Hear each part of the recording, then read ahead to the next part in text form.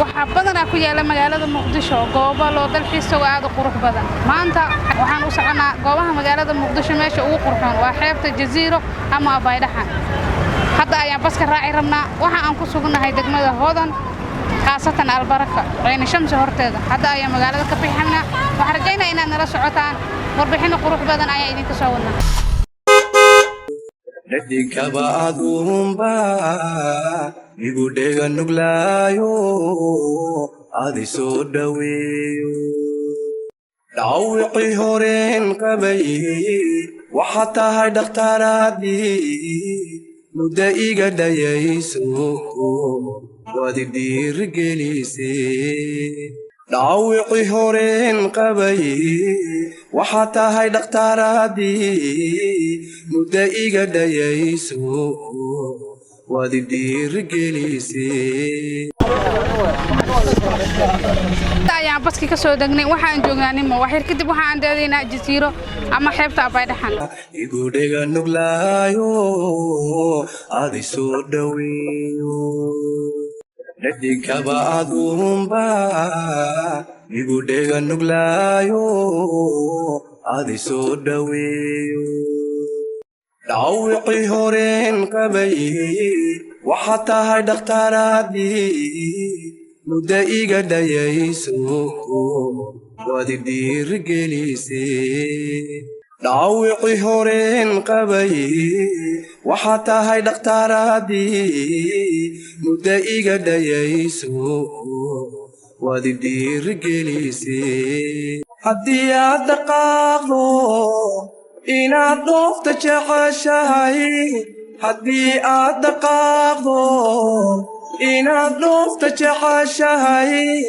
gaariga dhaqsanaaye sidaa ma dheeliyo uma seexda dhinaco weli waxa aan ku sugnahay goobtanimo oo ah goob aad u qurux badan oo ay dalxiisayaasha u soo dalxiis tagaan waa meel carro guduud leh hawadeedana ay aad u macaan tahay waxaan wareysiyo kala duwan la yeelanay dadkii u soo dalxiis tagay goobtani oo faahfaahin kala duwan ka bixiyay sidii ay ugu soo dalxiis tageen iyo waxyaabaha quruxda badan leh ee halkan kula kulmeen dalxiiska aad u qurux badan yahay waan ku faraxsanahay inay imaanay markii noo wareyso anaga family ahaan ku imaanay waxay u duwan tahay jawi degan waa buuq ma lahan nidaamkeedana iska fiican yahay meel saas waa marka ka duwan tahay saas darteed family ahaan ugu imaanay jawigeeda maadaama oo buuq lahayn oo jawi degan yahay darteed wala anaka ma ku arkin laakiin hore u soo qaadan waxayna meel kala tagnay dadka bini'aadanka laba u raacaan yaryarka saddex afar u saaran alxamdulillah ilmaha ka bishaa shaqadeedii waayo nacmoori alla isiiyo waayo waa isaga shaqaystaa alxamdulillah nabad lagu shaqaystaan alla isiiyo aada loo jeclay aada loo xiiseeyaa faraska iyo geela iyo mootada yarta inta waa la xiiseeyaa bulshada u timaada waan saarnaa annagana ganacsiga noo tahay ayagana dalxiisay u tahay shakhsi laba bar waayo qofka weyn yaryarka waa iska macaamil alxamdulillah jimcaha iyo khamiista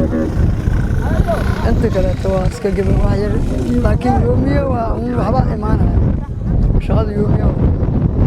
alxamdulillah marba si waaye horey u kala socotay